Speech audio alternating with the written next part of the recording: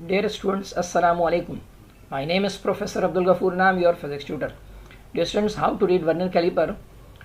Vernier caliper से हम किस तरह से रीडिंग ले सकते हैं, तो उस पर हमारी ये वीडियो है जिसमें हम एक एक्सपेरिमेंट भी करेंगे जिससे आपको आइडिया हो जाएगा कि वर्नियर कैलिपर को किस तरह से यूज़ किया जाता है. तो आइए स्टार्ट करते हैं अपना एक्सपेरिमेंट नंबर 1, जिसका ऑब्जेक्ट ये है कि using vernier calipers determine the volume of a given solid cylinder and capacity of test tube और हॉलो सिलेंडर. किसी भी एक्सपेरिमेंट को करने के लिए सबसे जो बुनियादी बात है वो है उसकी ऑब्जर्वेशंस. तो और ऑब्जर्वेशन में मेजरिंग इंस्ट्रूमेंट्स के लिए ज़रूरी है कि हमें उसका लीस्ट काउंट मालूम होना चाहिए. तो वर्नियर कैलिपर के लीस्ट काउंट का फार्मूला है the value of smallest division on main scale divided by total number of division on vernier scale. ये कैसे निकलता है इसकी पूरी डिटेल आपको लीस्ट काउंट वाले वीडियो में मिल जाएगी, जो डिस्क्रिप्शन में उसका लिंक मौजूद है, वहाँ जाके आप देख सकते हैं. तो हम जो वर्नियर कैलिपर आगे इस्तेमाल करने वाले हैं उसकी जो smallest division on main scale है 1 मिलीमीटर है और number of division on vernier scale जो है वो 20 है. तो 1 को 20 से डिवाइड किया, ये हो गया 0.05 मिलीमीटर, और इसको 10 से डिवाइड करके सेंटीमीटर में हम इसको कन्वर्ट कर लेंगे क्योंकि हम पूरा एक्सपेरिमेंट CGS सिस्टम में करेंगे. इसी तरह से ज़ीरो एरर कैसे निकलता है तो इसकी भी पूरी एक डिटेल वीडियो मौजूद है, डिस्क्रिप्शन में उसका लिंक दिया है, वहाँ जाके देख लीजिए. फिलहाल जो हम वर्नियर कैलिपर यूज़ करने वाले हैं उसका ज़ीरो एरर नहीं है, यानी Z की वैल्यू 0 है. आगे हमने मेंशन कर दिया there is no zero error. तो आइए स्टार्ट करते हैं अपने एक्सपेरिमेंट को. तो ये हमारा सॉलिड सिलेंडर जिसका हमें इनर डायामीटर और इसकी लेंथ मालूम करनी है, जबकि हमें इसके साथ एक हॉलो सिलेंडर दिया होगा. ये प्लास्टिक हॉलो सिलेंडर है, मेटल और शीशे का भी हो सकता है. इसका हमें इनर डायमीटर निकालना है और साथ में इसकी डेप्थ भी मालूम करनी है. सबसे पहले हम वर्नियर कैलिपर को चेक कर लेंगे कि इसके जो एरर है वो तो नहीं है. तो इसको लॉकिंग स्क्रू हमने खोला, इसको मूविंग स्केल को हमने मूव करके देखा और दोनों जॉज को, यानी लोअर जॉज और अपर जॉज को, ये लोअर जॉज और अपर जॉज को हमने क्लोज कर लिया और ये चेक किया कि वर्नियर का ज़ीरो मेन स्केल के ज़ीरो से बिल्कुल एग्जैक्ट कोइंसाइड कर रहा है कि नहीं. अगर ऐसा है तो फिर इसका मतलब है इस वर्नियर कैलिपर में कोई ज़ीरो एरर नहीं है, Z की वैल्यू हम 0 लेंगे. और अगर कोई इसमें एरर है तो उसके लिए आप डिस्क्रिप्शन में जाइए और एक वीडियो हमने अपलोड की हुई है, लिंक वहाँ दिया हुआ है, वहाँ से आप देख सकते हैं कि बाकी ज़ीरो एरर कैसे कैलकुलेट किया जाता है. अब हम सिलेंडर के डायमीटर को मालूम करेंगे और उसको वर्टिकली लोअर जॉज में बिल्कुल सेंटर के अंदर लगा देंगे और इसको मूव ना करे उसके लिए हमने लॉकिंग स्क्रू को लॉक कर दिया. उसके बाद हम ये चेक करेंगे कि जो वर्नियर का ज़ीरो है वो मेन स्केल के पहले तो 0 से मिल रहा था, लेकिन अब वो देखिएगा मेन स्केल के 0 से नहीं मिल रहा. ये दोनों आपस में पहले मिल रहे थे, लेकिन अब जो है ये 0 वर्नियर के 0.9 और 1 के दरमियान में कहीं आ रहा है. इसका मतलब है कि इसने 0.9 को क्रॉस कर लिया है और मेन स्केल की रीडिंग हो गई 0.9 सेंटीमीटर. अब हमें ये चेक करना होगा कि वर्नियर की वो कौन सी लाइन है जो मेन स्केल की लाइन से एग्जैक्ट कोइंसाइड कर रही है, वो हो जाएगी हमारी वर्नियर की रीडिंग. तो वो इसकी जो लाइन नंबर है वो है लाइन नंबर, यहाँ से देखते जाइए सबको, और आखिर में अगर आप देखिए जहाँ 4 लिखा हुआ है ये बिल्कुल एग्जैक्ट वर्नियर की लाइन से कोइंसाइड कर रही है. इसको हम कहते हैं बेस्ट मैच. अब ये लाइन नंबर तो 4 है, लेकिन यहाँ हमें डिवीजन नोट करने होंगे. तो लाइन नंबर 4 अगर एग्जैक्ट मिल रही है तो डिवीजन कितने हैं, तो 0 से लेकर लाइन नंबर 4 तक आपने काउंट करने हैं डिवीजन को. तो ये हो गया 1 2 3 4 5 6 7 8. इसका मतलब है कि वर्नियर स्केल की रीडिंग हो गई 8 डिवीजन्स. ये 0 से लेकर 4 तक नंबर ऑफ डिवीजन्स को नोट करना है, वो हमने यहाँ नोट कर लिया. सेकेंड रीडिंग लेने के लिए हमने लॉकिंग स्क्रू खोला और इस सिलेंडर की पहले की जो पोजीशन थी उसकी पोजीशन को हमने थोड़ा सा चेंज कर दिया और उसको थोड़ा ऊपर करके लगा दिया, लॉकिंग स्क्रू को टाइट कर दिया ताकि सिलेंडर अपनी जगह से हिल ना पाए। अब दोबारा से अगर रीडिंग हम चेक करेंगे, याद रहे कि ये जो सॉलिड सिलेंडर है अगर ये यूनिफॉर्म है तो रीडिंग वही आएंगी, एटलीस्ट मेन स्केल तो वही आएगा। तो आप चेक कीजिए, यहाँ पर 0 जो है अगेन 0.9 को क्रॉस कर चुका है और वर्नियर में लाइन नंबर 4 दोबारा से मिल रही है। इसका मतलब है कि मेन स्केल की जो रीडिंग है वो हो जाएगी 0.9 और डिवीजन हो गए 8 डिवीजन्स, जो इससे पहले भी सिलेंडर की रीडिंग थी, यानी ये सॉलिड सिलेंडर बिल्कुल यूनिफॉर्म है। अब हमने दोबारा से लॉकिंग स्क्रू खोला, वर्नियर में से सिलेंडर निकाल लिया। अब हम एक्सटर्नल डायमीटर की जो रीडिंग्स ली थी उसको हम एक ऑब्जर्वेशन कॉलम बनाकर उसमें लिख लेंगे। तो सबसे पहले हमने मेन स्केल की रीडिंग ली थी, वो आई थी 0.9 और जबकि वर्नियर के डिवीजन्स थे 8 डिवीजन। इस 8 डिवीजन को हमने लीस्ट काउंट से मल्टीप्लाई करना है, तो ये हो गया 0.040 और फिर हमने इस वैल्यू में मेन स्केल की वैल्यू ऐड कर देनी है, तो ये 0.940 हो गया। चूँकि Z 0 था इसीलिए ये आंसर सेम आया। आप चाहें तो ये जो कॉलम है ये आप ना बनाए, सेकेंड रीडिंग भी बिल्कुल वही थी तो हमने सेकेंड रीडिंग में भी वही वैल्यू आई हैं, इन दोनों का मीन निकाला तो मीन आ गया 0.9640। अब हम इस सॉलिड सिलेंडर की लेंथ को मालूम करेंगे, उसके लिए हमने सिलेंडर को हॉरिजॉन्टली रखा और लोअर जॉज में लगाकर लॉकिंग स्क्रू टाइट कर दिया।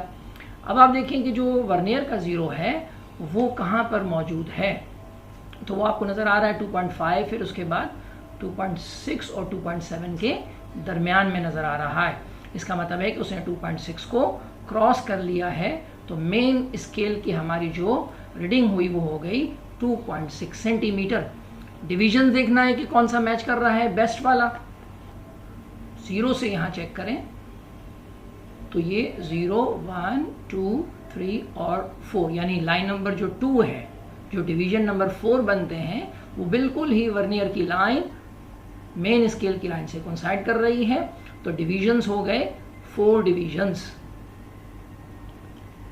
अब हमने लॉकिंग स्क्रू खोल लिया और इस सिलेंडर की थोड़ी सी पोजीशन चेंज करके इसको दोबारा से यहाँ फिट कर दिया।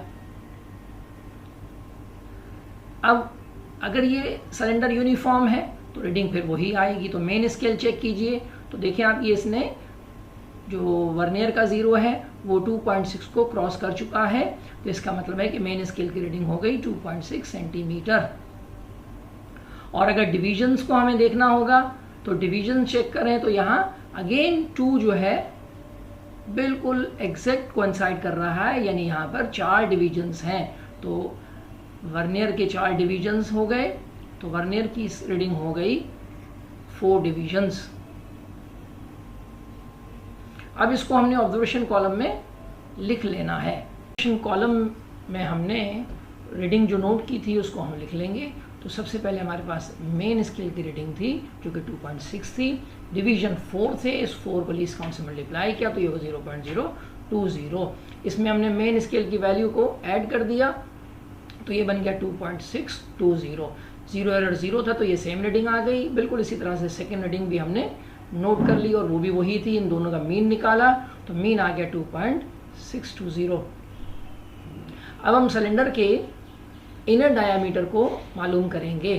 तो सिलेंडर के इनर डायामीटर के लिए हमें अपर जॉज यूज़ करना होगा। लॉकिंग स्क्रू को लूज़ किया हमने और सिलेंडर के इनर डायामीटर में जॉज को फिक्स किया और इसको हमने ऐसे टाइट करके लगा दिया।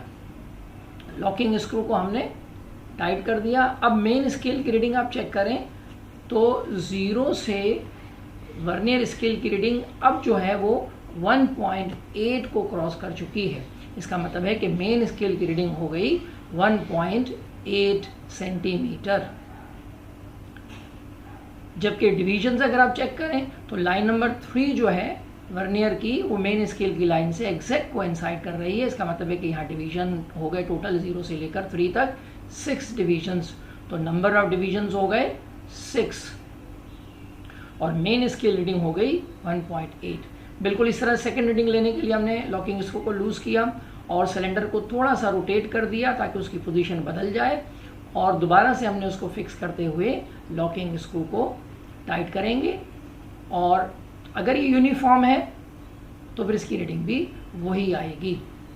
तो देखिए अब आप 0 दोबारा से ये 1.8 को क्रॉस कर चुका है और डिविजन्स जो है वो 3 नंबर लाइन यानी 6 डिवीजन बिल्कुल परफेक्टली मैच कर रहे हैं।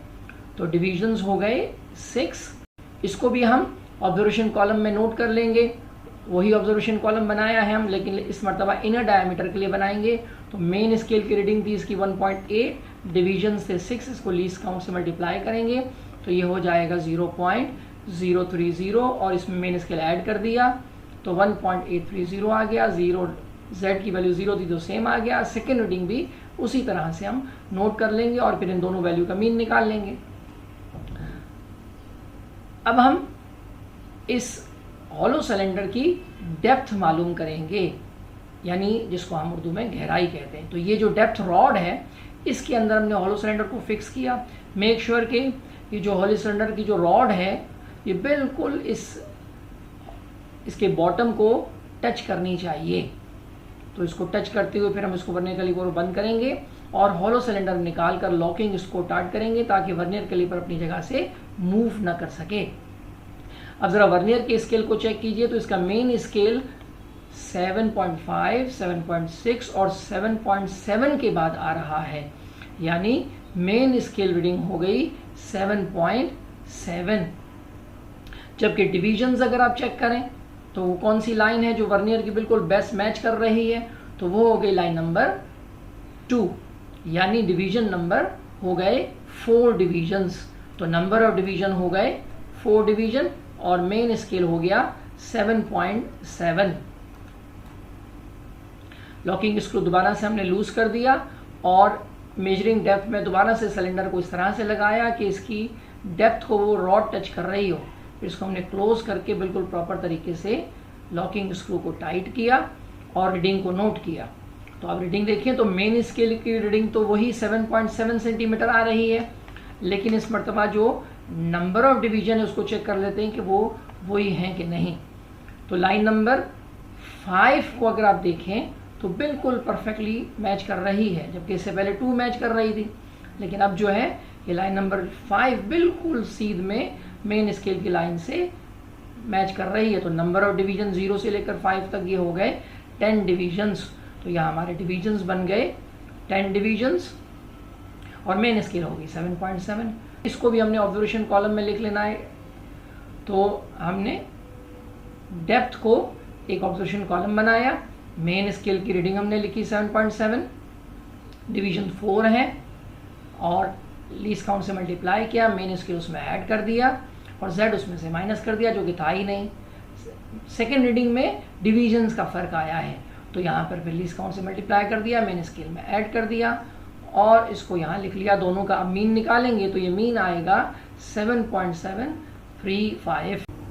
अब हम मालूम करेंगे सॉलिड सिलेंडर का वॉल्यूम और टेस्ट ट्यूब की कैपेसिटी। तो आइए सबसे पहले हम मालूम करते हैं रेडियस दोनों सिलेंडर के, हॉलो सिलेंडर और सॉलिड सिलेंडर।